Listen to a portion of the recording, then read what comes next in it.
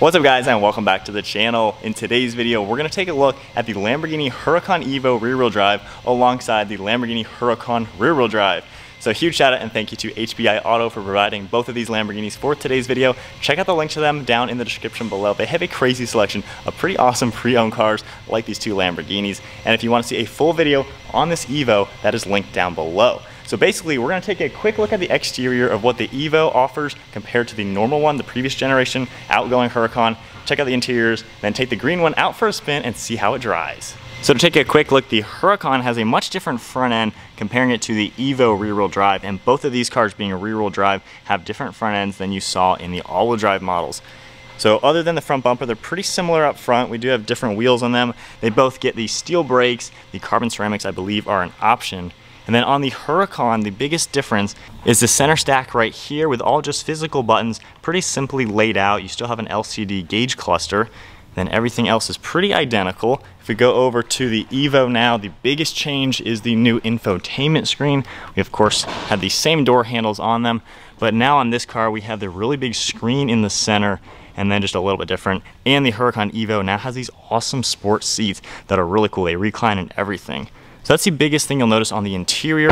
And then the rear ends are a little bit different. And of course the Spider versus Coupe are different as well, but that's not really the point of today's video. The rear end, we have the quad exhaust all in the lower bumper. You can see how everything is laid out. And then moving over to the EVO now, this has more of a style like the Performante. You can see the center mounted exhaust, a huge diffuser. So definitely a much different look. So let's take a quick spin now in the rear-wheel drive first generation Huracan after I've already driven this and see if this thing drives any different. All right guys, so we are now gonna set off in the Huracan Spider. Now of course in this one we do get to enjoy the top-down experience. Being a Spider versus a Coupe, we have the front end lift, which I love in Lamborghinis. They work so quickly. Even on the Aventador, I just drove up and down like within seconds. That's a nice touch. So already, so I just drove it. Mike, you didn't obviously just drive it. I was in the Aventador. Check out that video. But one thing I already noticed, the steering is so light on the rear-wheel drive cars comparing to the all-wheel drive cars. And then these seats are definitely more comfortable than the bucket seats in the EVO, but those are optional, so you don't need to get them. These exact seats you can get in the EVO if you'd like. These ones actually are really nice and comfortable. I still like the other sport ones just because they are pretty cool. But let's go ahead and get up to speed. We're just in normal street mode, which is Strada. Super comfortable and quiet. Even with the top down, you can't even hear there's an exhaust. Yeah, this is definitely a nice, smooth little car to drive. And then we have basically the same controls, manual mode right here, and then I can control it using the paddle shifters. And if I go into the sport mode, nothing really changes on the LCD display like you saw in the EVO. That one lights up yellow, a little bit different.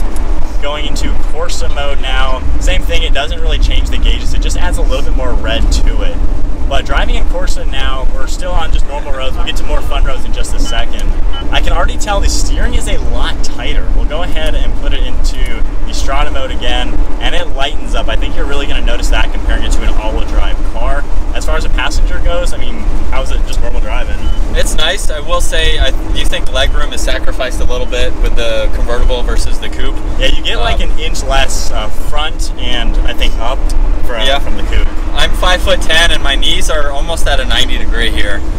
Which is not to say it's good or bad. It's just it's a lot different. So you should know that if you have a shorter passenger, they'll be a little bit more comfortable. If you're a taller person, the coupe might be the better option for you. Yeah. So there's plus and minuses, or to each one. Yeah.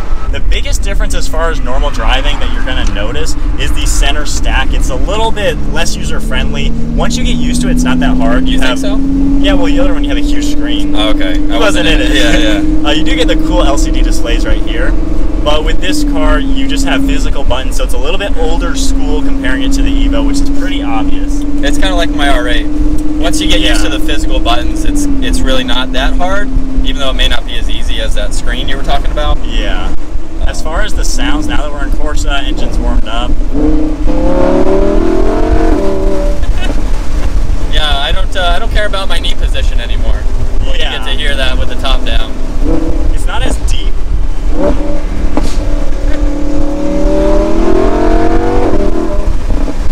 Man. Yeah, it's not, at least coming from the Aventador, it's a little bit more crisp. Yeah, there you go.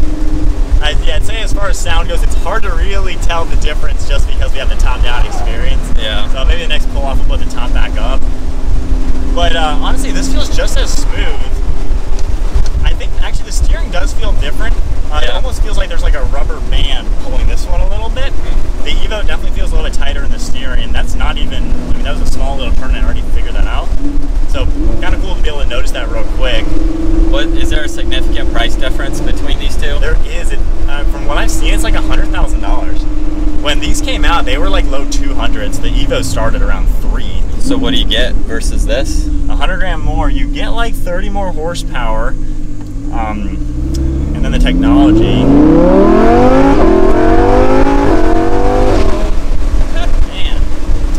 Man. I will say driving these back to back, especially since you have the top down, I don't notice the craziest difference. I will say I think the EVO feels a little bit more crisp in the power delivery. It feels quicker. Yeah. Absolutely. Yeah.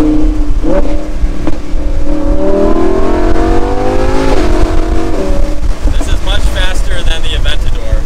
Yeah, that's not the fastest car. Yeah.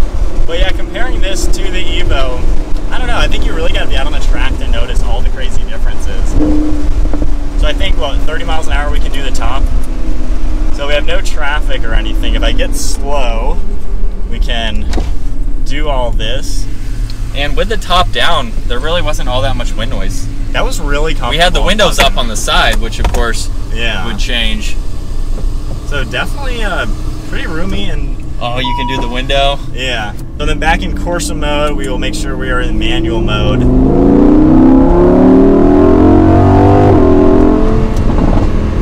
Yeah, I think there's definitely a throttle and power difference, which it's not that crazy. And then talking about handling, we are in a convertible versus the coupe, so big weight difference there. But steering definitely feels nice and tight, except for that a little bit more delay comparing it to the EVO, I'd say. So I think the EVO, they really did just fine-tune a lot of the little details. Make it more track-focused? More track-focused, but also more refined, because now on these bumps, I didn't feel these bumps in the other car. Were there different suspension settings? I think it's all built into the drive mode. Okay. But there's a difference. You can feel those bumps.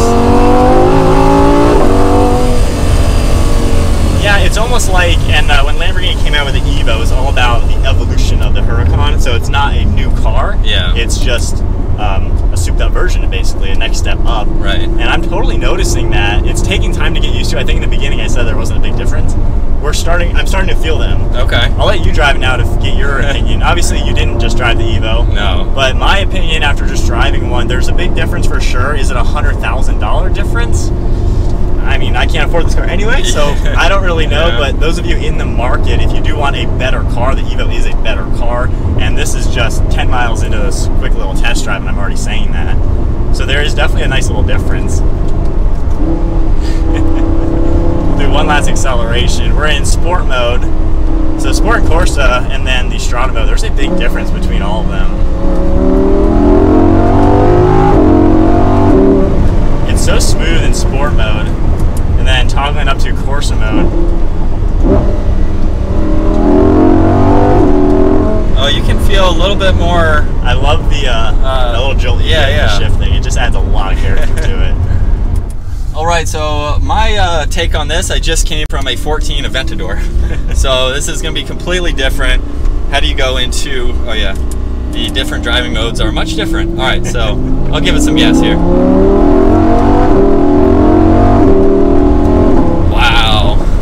So smooth. It is so much smoother. This has a dual clutch. Yeah, dual clutch, 7-speed. The Aventador was a single clutch, 7-speed. I can tell already that it's much more refined. There's more tech in it. This is not a comparison though against the Aventador, but just my take on it since I just drove that car. But as far as refinements, this is definitely still a huge step up because this came after the Gallardo, which is very old school, way older school than even the Aventador. Yeah. So this already being now the old Huracan, it's still nice and smooth and composed and everything. Oh, yeah. You can drive this every single day. Absolutely. Even in Corsa mode, I would want to drive it in Corsa mode every day. The EVO has more drama in Corsa, I would say. Does it? It definitely, all three modes are such night and day differences. So as we come around a turn,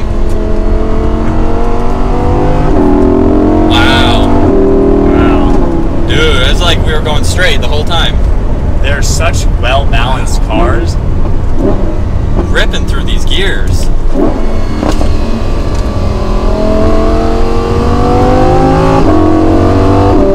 Man, I can see why these sell so well. That is, I don't even know what to say. If I could buy this, I would. This is the most we've really been in a Huracan. Yeah.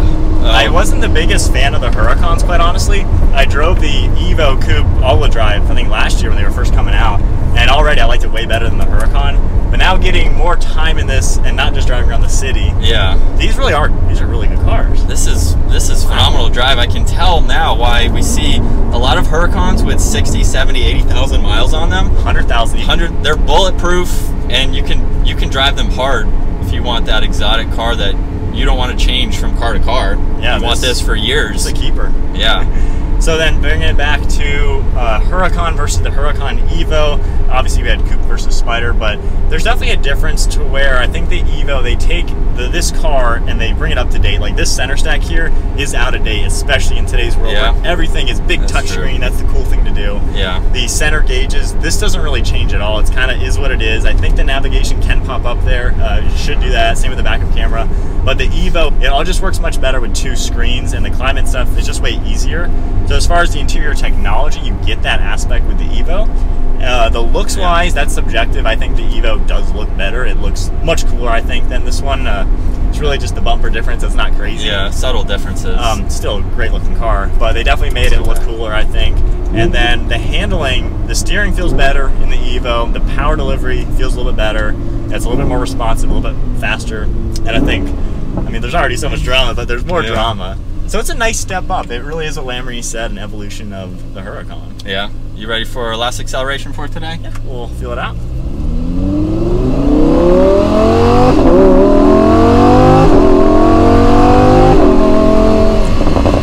I love it, Corsa. I love how they give you the feedback in between shifts, because all these modern cars are becoming so smooth. Yeah. Where it gives you the fun drama. It'll put a smile on your face. Oh yeah. I'd love to take both of them home. Either way, both cars are great. We're not crazy on the track, living with these every day, so we don't know everything about the 2 cars. But first, 20 miles or so in each car, there's a nice upgrade. If you can justify the 6-figure price difference, it's a better car, absolutely. Yeah. If not, though, this car for still a lot of money. We're talking about a $200,000 car.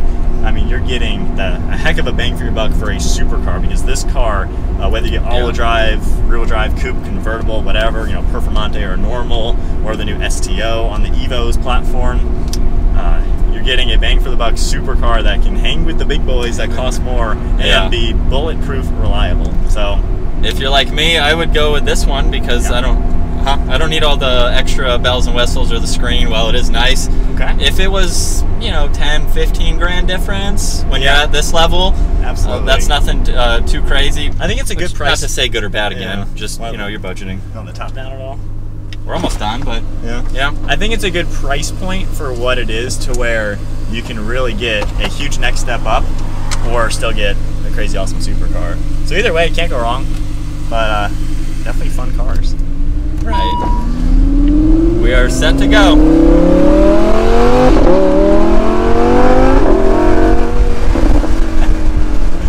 You can't argue with a naturally aspirated V10 though. It just has power all the time. Yeah. It's ready to go. And the EVO is certainly the next step up. Yeah. So I think that's kind of it. Nothing, not crazy scientific comparison video, but just a cool touch. I just drove the EVO, driving this thing around. I love it. Beautiful cars either way. I love the reverse grab handle there. Yeah, Lamborghini does a good job just making something cool. So I think that's it then. Huge shout out and thank you to HBI Auto for providing this Huracan as well as the EVO. If you enjoyed the video, give it a thumbs up, hit that subscribe button, check HBI out in the description below, and I'll see you guys next video.